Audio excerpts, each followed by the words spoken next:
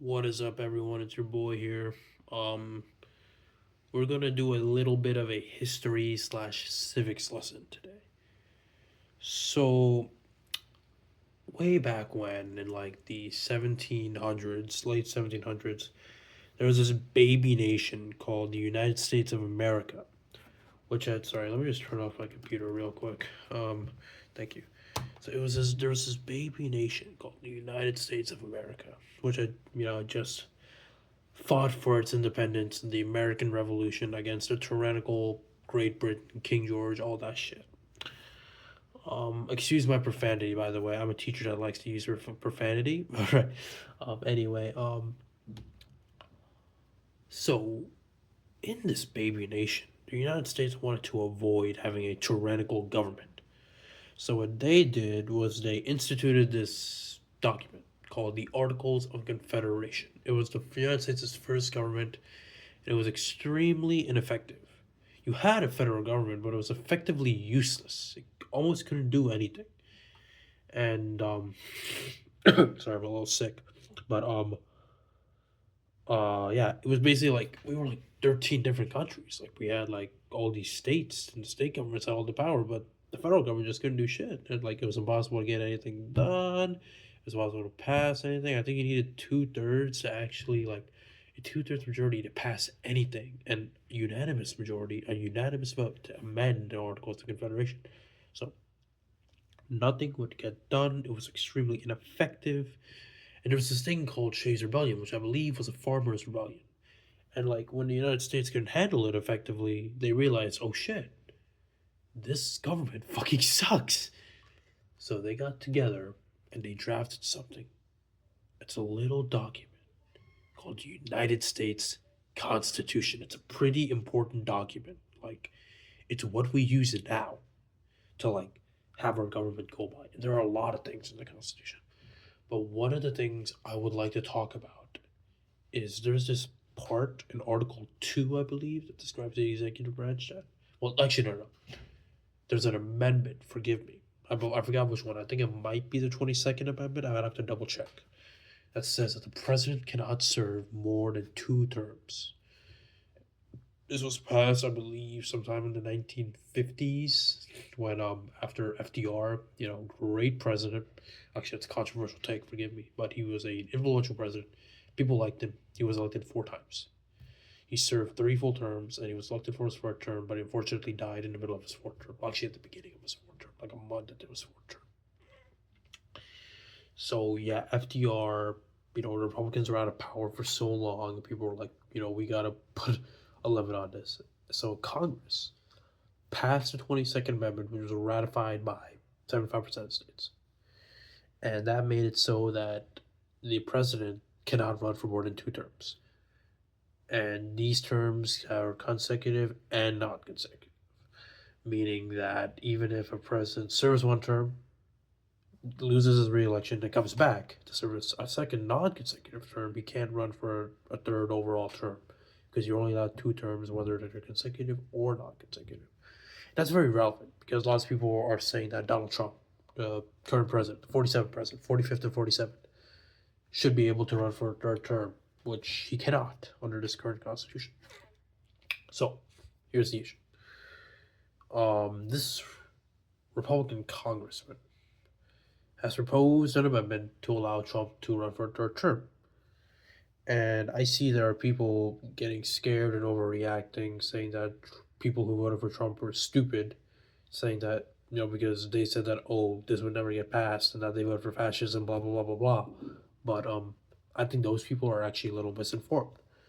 So I'm going to describe how the Constitution, very important document, by the way, um, outlines the amendment process.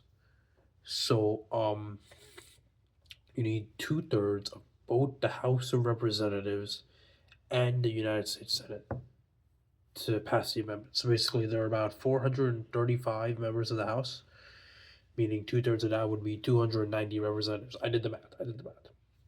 So 290 representatives would need to vote for this Trump amendment. By the way, that's assuming it even reaches the House floor. Like, I don't want to get into like the whole committee things. Like, that's a mess that even I barely understand. But let's say it just theoretically somehow reaches the House floor, 290 House members need to vote to pass it. The problem is there's currently 218 Republicans in the House, two vacancies, two Republican vacancies. So let's say there's 220. 220 Republicans in the House. Even if every Republican votes for this amendment, you need 70 Democrats. 70 Democrats. That's not going to happen. Same thing if you go to the Senate. Senate only has 100 members. Easy enough. 67 senators are needed to pass the amendment. And then even if you manage to pass this amendment, 75% of states need to vote for that amendment to ratify it, to actually make it official. So that would be 50 forgive me. That would be 38 states because 37 out of 50 is 74%, 38 out of 50 is 76%. So you need 38 states to vote to actually ratify this amendment. That's after the whole 290 representatives, 67 senators. So what I'm trying to get at is that this Trump third term amendment simply cannot be passed. Too many things need to happen, and I think the key word here is bipartisanship. You need both parties to work together for any amendment to pass, and it makes sense because it's an amendment. You're literally changing the United States Constitution, a very important document. Of course, you'd want bipartisan support. So yeah, Trump has a very narrow majority in the House of Representatives and a decent enough majority in the Senate, but obviously not a 2/3 majority. So yeah, you can't just do whatever he wants and allow himself to run for a third term. And I think another example of this that you can see today is this executive order about redefining birthright citizenship. The 14th Amendment, by the way, the 14th Amendment to the Constitution states that any person who was born in the United States is a natural born citizen. And this was mostly passed, this was one of the Reconstruction amendments passed after a Civil War, because a lot of people were trying to deny black people citizenship or ex-slave citizenship because for reasons. So they basically said if you were a slave and you were born here, you have citizenship. It's a Reconstruction amendment, like I said. So yeah, that established natural born citizenship, and Trump is trying to redefine that, saying that you need to have at least one parent who is a lawful permanent resident. So this means if you're to have natural born citizenship, meaning that if you're a parent, it came here on a temporary work visa, or so basically they didn't have a green card, they're on a visa, and if they gave birth to you here, you would not qualify for natural born citizenship. Or if you're an illegal immigrant, you would not qualify for natural born citizenship. It would only happen if one of the parents has a green card. And it's already being challenged in court, and I believe a judge already temporarily halted it because it's unconstitutional. A president can't just write, with an executive order that he's redefining a constitutional amendment. You can't do that. It's unconstitutional. And now it's not in effect because it's unconstitutional. Like I said, you need to amend the Constitution to do it, and I just explained the whole amendment process. So yeah, that's really about all I want to explain. I just want to explain the amendment process and how and all that, the amendment process and how it's hard to do that. And basically I'm just trying to, this might be a little political, I apologize, but I just think it's an important statement that needs to be said. A lot of people like to say that this country is becoming a fascist republic and that Trump's going to be a dictator, or lots of people call Biden a dictator. I'm just saying, bro, this is the United States of America. We have dealt with dictators in our nation's history, We designed our Constitution to avoid that. It is why it is difficult to pass amendments. It is why it is difficult to pass laws.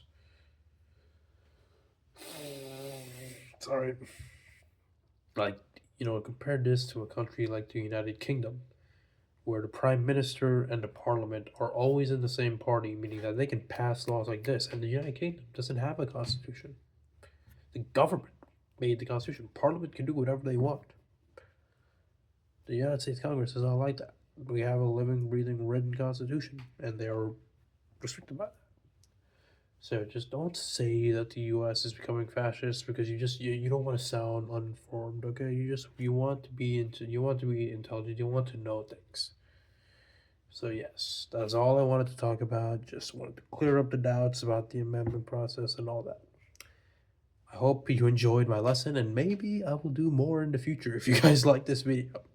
Maybe about actual topics that I'm interested about rather than like having to explain what the amendment process is for people who do not get it. That's about all. Peace out.